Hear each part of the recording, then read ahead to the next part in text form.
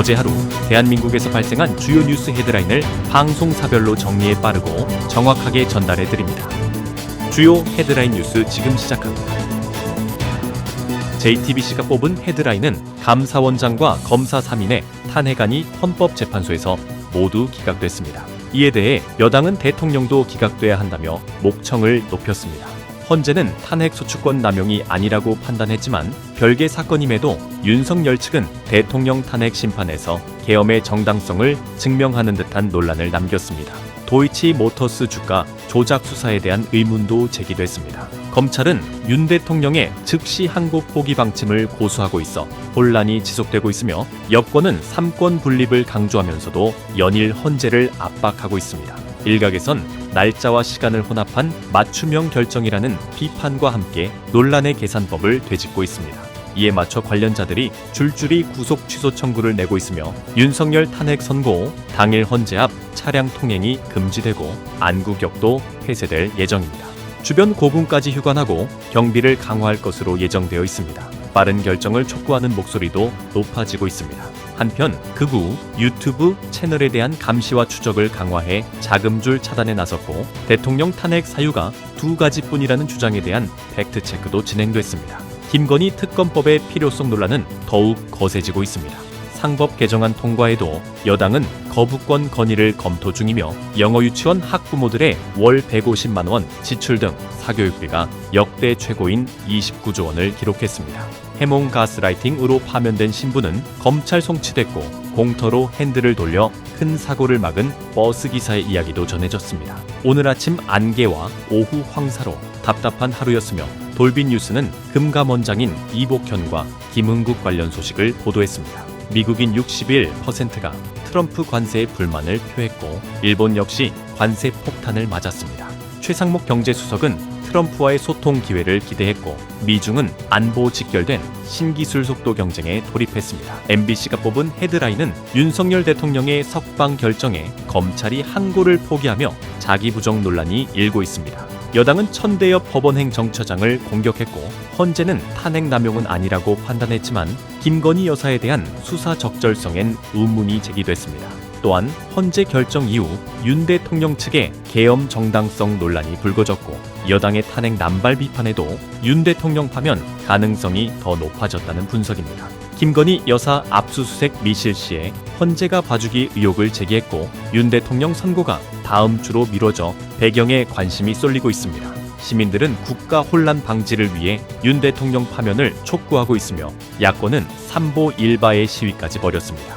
국회 침탈 사건을 두고 내란죄 논쟁이 일었고 여당과 금감원장은 직을 걸고 거부권 문제로 충돌했습니다. 대법원은 방통위의 2인 체제 의결을 위법으로 판단했고 방통위는 이진숙 책임론으로 혼란에 빠졌습니다. 탄핵 촉구 집회에서 방화한 극우 유튜버 수사가 진행 중이며 산책길에서 처음 본 여성을 살해한 34살 이지현 사건도 충격을 주고 있습니다. 유럽과 캐나다는 보복 관세로 무역 전쟁 양상을 보이고 있으며 농작물 피해 지원금이 땅 주인에게 지급돼 논란입니다. 학생 수 감소에도 초등학교 1학년부터 의대반을 운영하는 등 사교육비는 최대치를 기록했습니다. 계약에 없던 들계 포획 지시에 소송하자 계약 해지를 한 계약직 공무원의 사례가 발생했고 홍수 예방 위한 댐 추가 건설의 현장 실효성도 의문입니다. SBS가 뽑은 헤드라인은 헌법재판소가 최재해 감사원장과 이창수 서울중앙지검장 등 검사 3명에 대한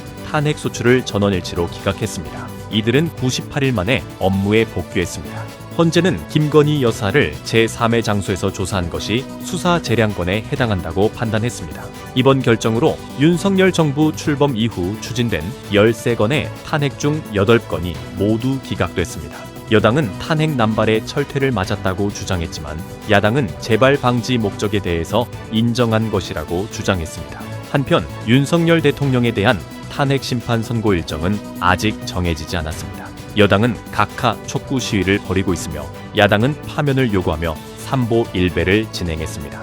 탄핵 찬반 집회가 곳곳에서 열리며 충돌이 발생하고 있습니다. 대검찰청은 윤 대통령 구속 취소에 즉시 항고 포기를 재확인했지만 4건의 추가 즉시 항고가 모두 인용되었던 것으로 알려져 논란이 계속되고 있습니다. 기상 관련 소식으로는 중국발 황사와 안개가 겹쳐 전국이 뿌연 하늘을 보이고 있으며 내일 회복될 전망입니다.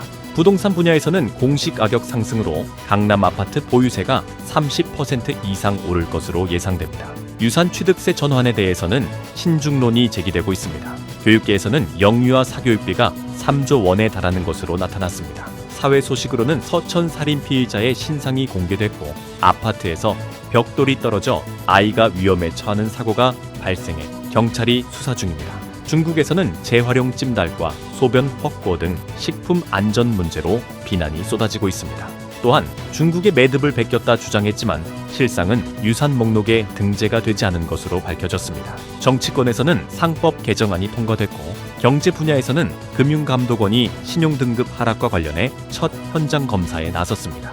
국제뉴스로는 이유가 미국산 할리 데이비슨에 대한 관세를 10배로 인상했고 트럼프는 재보복을 시사했습니다. 푸틴 대통령이 군복 차림으로 쿠르스크 지역을 깜짝 방문을 했습니다. 또한 민가 오폭 사건과 관련해 조종사 2명이 형사 입건됐습니다. 마지막으로 내일부터 모바일 주민등록증 발급이 전국적으로 가능해집니다. KBS가 뽑은 헤드라인은 헌법재판소가 최재해 감사원장과 검사 3명에 대한 탄핵을 전원일치로 기각했습니다. 98일 만에 업무에 복귀한 4명을 포함해 아직 5건의 탄핵 사건이 계류 중인 가운데 총 13건의 탄핵으로 직무가 정지됐던 공직자 중 8건이 기각됐습니다. 윤석열 대통령 탄핵 선고일은 여전히 불투명합니다. 일각에서는 감사원장 등의 탄핵 기각이 대통령 탄핵에 영향을 줄 수 있다는 관측이 나오고 있습니다. 헌재의 탄핵 기각에 여당은 대통령까지 탄핵 각하라하며 목소리를 높이고 있습니다. 검찰은 윤 대통령 구속 취소에 즉시 항고하지 않겠다는 입장을 고수하고 있습니다.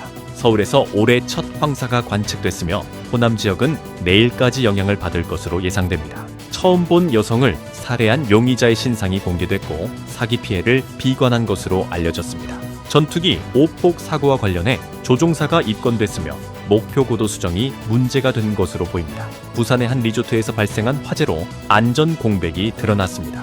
부동산 시장에서는 서울 집값이 8% 상승한 반면 세종은 3% 하락했습니다.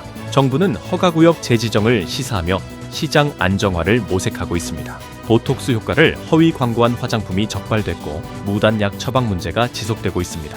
약사회의 성명 이후 일부 제품이 철수되면서 소비자 선택권 침해 논란이 일고 있습니다. 미취학 아동의 절반이 사교육을 받고 있으며 사교육비가 4년 연속 역대 최고를 기록했습니다. 유럽연합이 4월 보복 관세를 예고하면서 미국과의 협상 여지가 주목받고 있습니다. 미국 특사단이 러시아에 도착해 휴전 협상을 진행 중입니다. 한편 우주에 갇힌 우주 비행사의 귀환이 지연되고 있습니다. 건설 경기 침체로 시멘트와 철근 생산도 위기를 맞고 있습니다. 마지막으로 상법 개정을 둘러싸고 재계에 강한 반발이 일어나고 있습니다. 자주통일 충북동지회에 대해 법원은 국가보안법 위반은 징역형 확정을, 간첩죄는 무죄를 선고했습니다. 주요 헤드라인 뉴스는 JTBC 뉴스룸과 MBC 뉴스데스크, SBS 8시 뉴스, KBS 9시 뉴스 헤드라인을 알려드립니다. 전해드린 뉴스 헤드라인이 도움이 되셨나요? 앞으로도 빠르고 정확한 소식으로 찾아뵙겠습니다. 구독, 좋아요, 알림 설정 잊지 말아주세요. 영상 제작에 큰 도움이 됩니다.